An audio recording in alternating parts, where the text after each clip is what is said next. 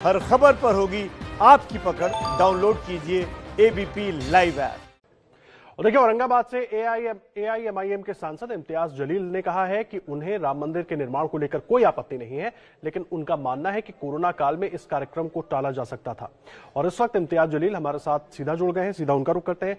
इम्तियाज, मुझे एक बात बताइए, ये सवाल आखिर क्यों ऐसे वक्त में जब भूमि पूजन होने जा रहा है और इलाहाबाद हाईकोर्ट भी जो सवाल आप उठा रहे हैं उसको खारिज कर चुका है? जी देखिए, हम तो सबसे पहले आपको ये साफ कर दे कि राम मंदिर का निर्माण इस देश के अंदर जरूर होगा, क्योंकि सुप्रीम कोर्ट ने ये कहा है और सभी लोग सुप्रीम कोर्ट के आदेश का पालन करेंगे, उसकी इज्जत करते हुए।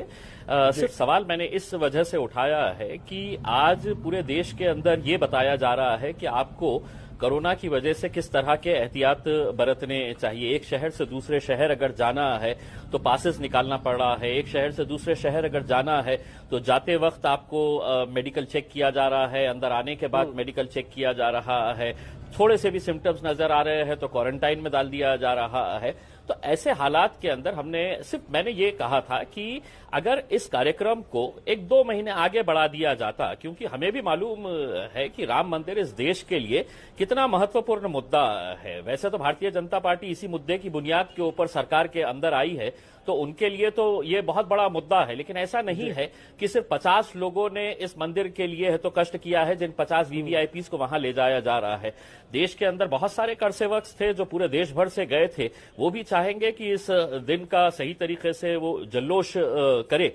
लेकिन ऐसे माहौल के अंदर जब आप हर तरह के प्रतिबंध लगा रहे हैं, अब जैसा एक उदाहरण के तौर के ऊपर मैं आपको ये बताऊं कि महाराष्ट्र सरकार ने एक फरमान जारी किया है, उसके तहत उन्होंने ये कहा है कि आपकी बकरीद आ रही है, आप ऐसा करिएगा कि आप वर्चुअल कुर्बानी कर दीजिएगा, आप इमेजिनरी, आप तस्वुर कर दीजिएगा कि आपने कुर्बानी कर दिए है करके।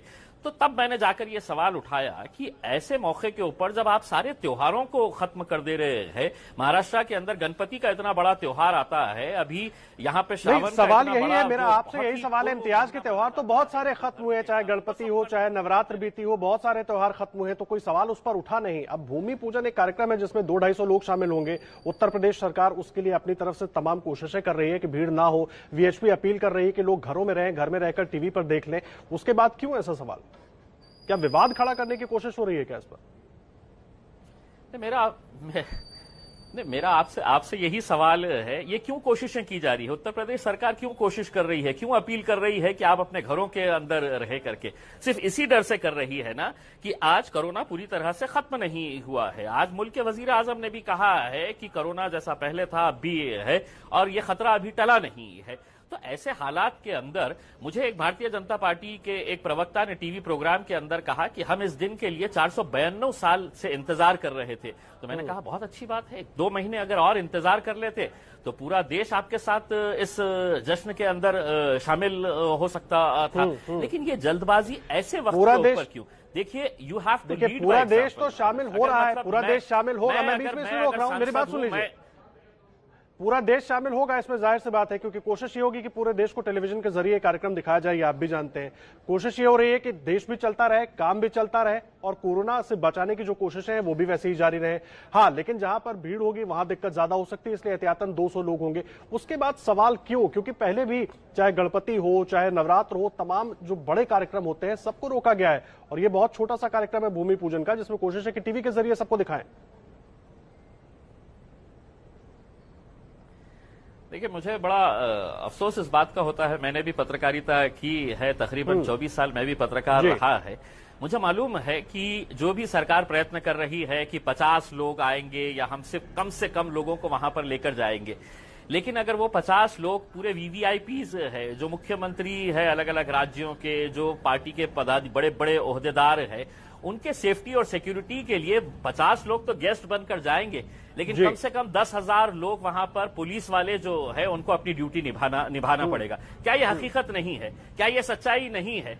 या अब दिल्ली से एक फ्लाइट उड़ेगा, वहीं पर जाएगा, कोई पुलिस वाला नहीं, कोई सिक्योरिटी अरेंजमेंट्स नहीं रहेंगे? या आप भी अच्छी तरह कह रहे हैं आप, लेकिन वहां जनता की जो लाखों की भीड़ तो नहीं होगी ना वहां पर, इसलिए सरकार इसकी जिम्मेदारी ले रही है।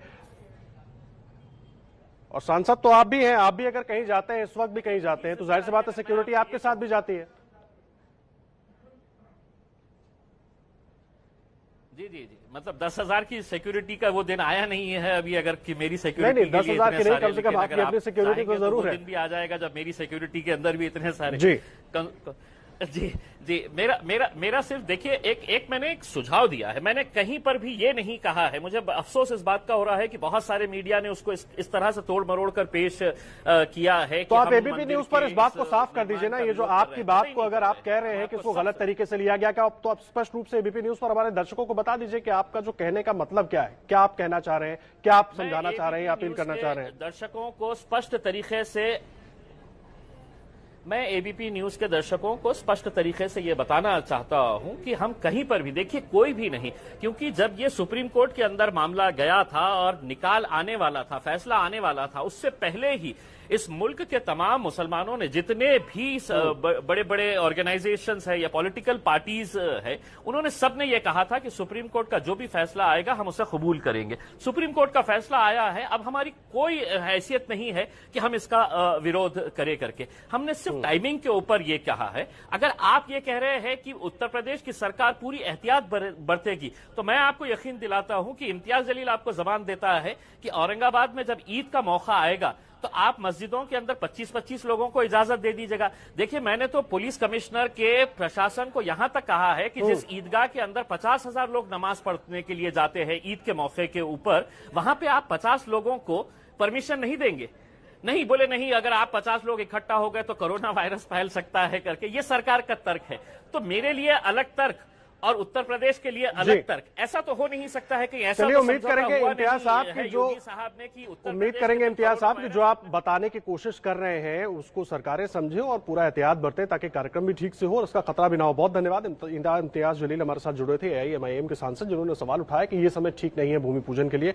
उनसे हम बातचीत कर रहे थे। उनका कहना है कि एहतियात बरतनी जरूरी है।